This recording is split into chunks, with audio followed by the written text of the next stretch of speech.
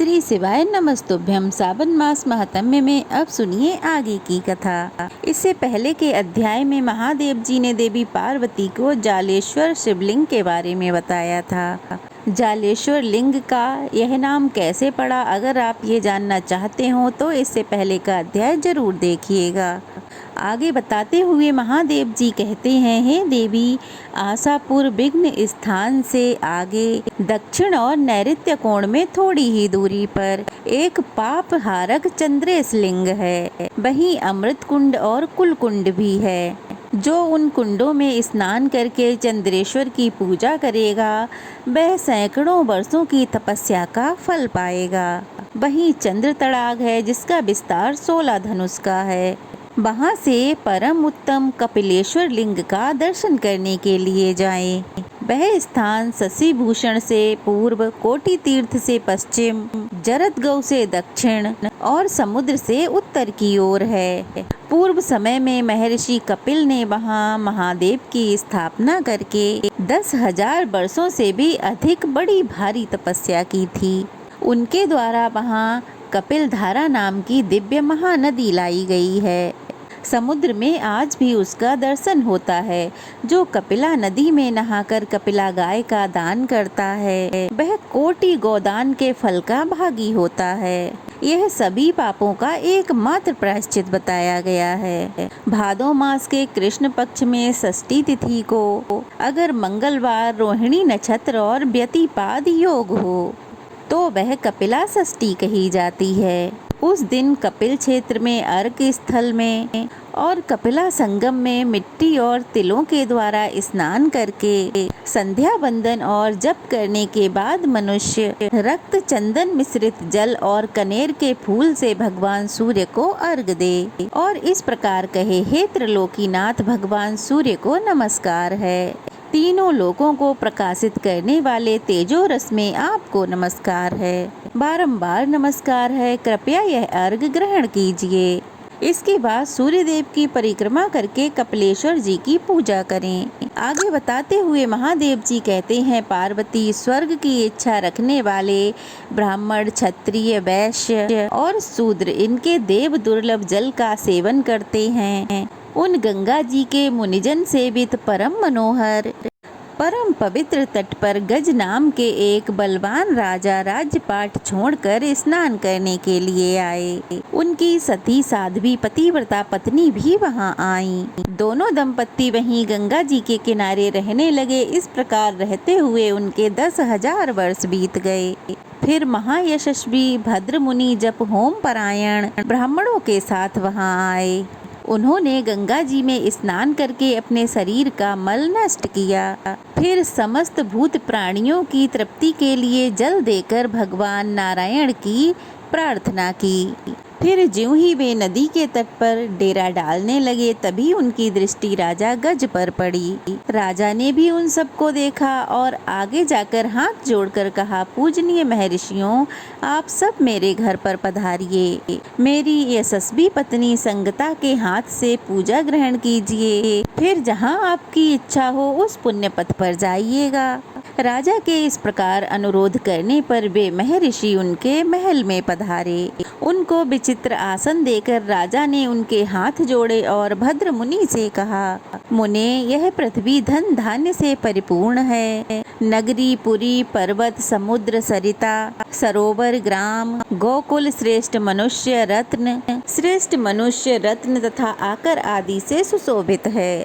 भोग में आसक्त होकर परम ज्ञान से विमुख रहने वाले पुरुषों के लिए इसको त्यागना बहुत कठिन है। भोग संपन्न पृथ्वी ही महाभयानक संसार में पुनरावृत्ति कराने वाली है। यहीं बार बार पुरुष गिरते हैं। अतः जिस दान और तपस्या के अनुष्ठान से मनुष्य निर्मल स्वर्ग लोक को पाता है उसका उपदेश कीजिए। तब भद्र मुनि बोले, राजन, जो अपने भीतर विराजमान सच्चिदानंद परमात्मा को नहीं देखते उनके लिए सब तीर्थ जल से भरे हुए जलाशय मात्र ही हैं और देवता पत्थर और मिट्टी की मूर्ति मात्र हैं। अगर परमार्थ तत्व का ज्ञान है तभी तीर्थों और देवताओं के चिन्मय स्वरूप का दर्शन होता है। इस भूतल पर अनेकों तीर्थ हैं, बहुत से पुण्यमय देव मंदिर हैं, बहुत सारी पुण्य सलिला पवित्र नदियाँ तथा पावन जल वाले समुद्र हैं। यह पृथ्वी स्थान स्थान में कदम कदम पर बहुत पुण्य देने वाली है। कृष्ण, विष्णु, ऋषिकेश, शंखी, गदी, चतुर्भुज, महाबाहु, प्रभासवासी, दैत्यसूदन, बराह, वामन, नरसिंह, बल, अर्जुन, गदाधारी, राघव, शत्रुदमन, गोविंद, जनार्दन, श्रीधर, हरि, भद्र का आश्रमवासी नर नारायण, पद्मनाभ, सुनाभ, हठग्रीव, द्विजनाभ, दामोदर, जगन्नाथ तथा पापनाशक हरि, ये ही देवादिदेव भगवान विष्णु के स्थान हैं। इनमें से जहाँ भी मनुष्य जाते हैं वहीं सब पातकों से मुक्त हो जाते हैं। गंगा, यमुना, गोदावरी, शतत्रु, विंध्या, पयोधा, वर्धा, सरयू, गंडकी, चंद्रभागा, विपाशा तथा शोणा, ये और बहुत सारी सरिताएं पुण्यमयी हैं। हिमवान पर्वत भी पुण्य तीर्थ है। इन समस्त तीर्थों का नाम मात्र जपने से समस्त पाप रसातल में चले जाते हैं।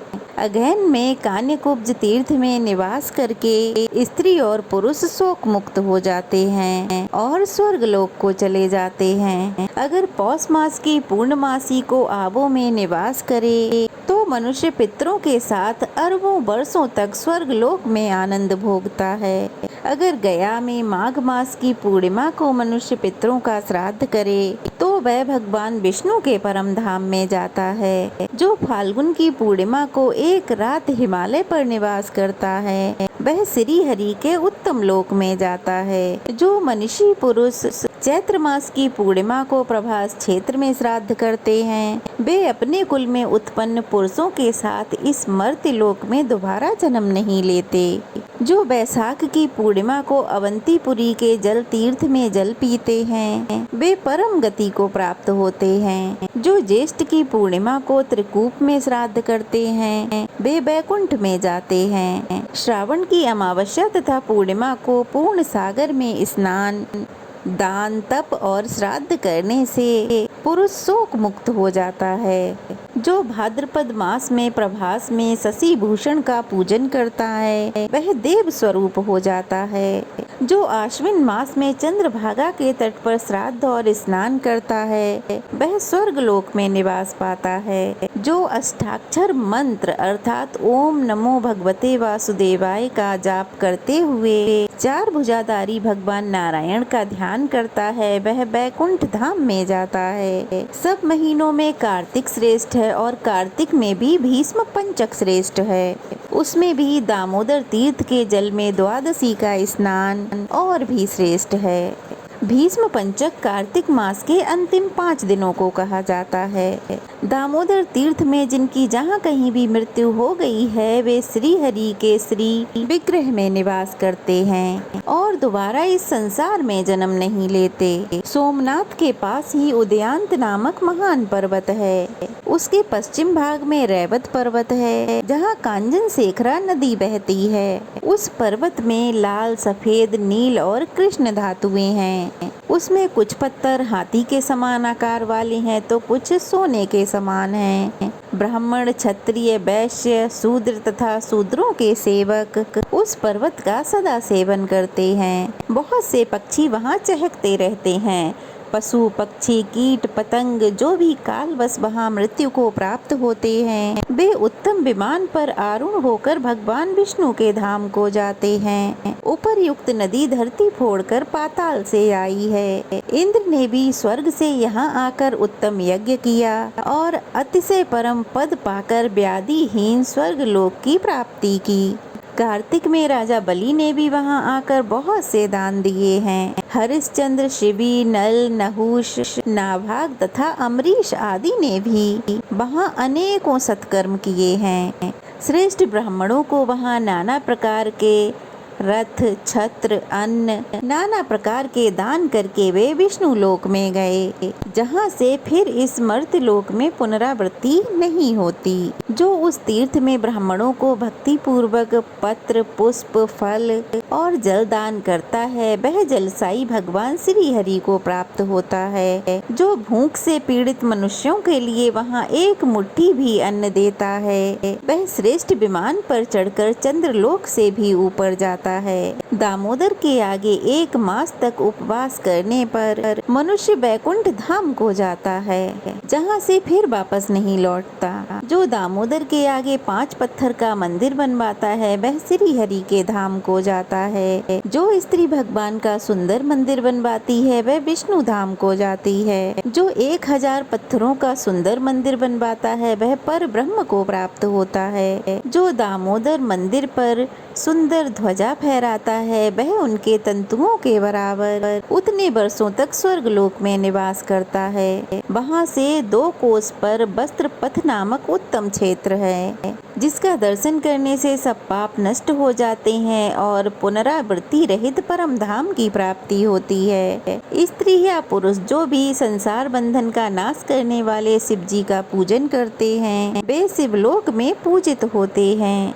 भद्र की यह बात सुनकर राजा गज कार्तिकी पूर्णिमा का तीर्थ कृत्य करने के लिए ऋग, यजु और सामवेद के ज्ञाता ब्रह्म ज्ञानियों में श्रेष्ठ ब्राह्मणों, छात्र धर्म परायण क्षत्रियों, दान परायण वैश्यों तथा सेवा कुशल शूद्रों को साथ लेकर उस तीर्थ में आ गए। अनेक प्रकार के दान करके, अग्नि में होम करके, अग्नि स्टोम, वेद आदि यज्ञों का अनुष्ठान किया। उस तीर्थ में कितने ही लोग गायत्री मंत्र का जप करते और जाने कितने मन ही मन सावित्री और सरस्वती का जाप करते। कितने ही ब्राह्मण ब्रह्मा जी के परम पवित्र सूक्तों का पाठ करते और दूसरे लोग ओम नमो भगवते वासुदेवाय मंत्र का जप किया करते। सब शास्त्रों को देखकर बार बार उन पर विचार करके एकमात्र यही सिद्धांत सिद्धित किया गया है कि सदा भगवान नारायण का ध्यान करना चाहिए। महादेव जी के सिवा दूसरा ऐसा कोई नहीं है जो गिरते हुए की रक्षा कर सके। चंद्रमा और सूर्य आदि ग्रह बार बार जाकर लौट आते हैं, किंतु द्वादक्षर मंत्र का चिंतन करने वाले भक्त आज भी नहीं लौटते। जिसने हरि ये 2 अक्षरों का जाप कर लिया, उसने मोक्ष धाम तक पहुँचने के लिए मानो अपनी कमर कस ली है। भक्त व्रत, नक्त व्रत, अयाचित व्रत तथा उपवास व्रत, ये तथा और भी जो व्रत हैं, उनका भगवान दामोदर के आगे अनुष्ठान करके मनुष्य कृत्य हो जाते हैं। राजा गज ऋषियों के साथ बैठे वहाँ वार्तालाप कर ही रहे थे कि इतने में ही वहाँ सहस्त्रों विमान आ गए। वे पत्नी तथा देशवासियों सहित विमान में आरूढ़ होकर अनामय को प्राप्त हुए। जो मनुष्य सदा इस प्रसंग को पढ़ता और सुनता है, वह भगवान के परम धाम को प्राप्त होता है। जय भोलेनाथ। आज सावन मास महात्म्य की सभी कथाएं पूर्ण हुई। उम्मीद है आपको यह वीडियो जरूर पसंद आई होगी। पसंद आई हो तो वीडियो को लाइक करके शेयर करें, नए हैं तो चैनल को सब्सक्राइब करें। ओम नमः शिवाय।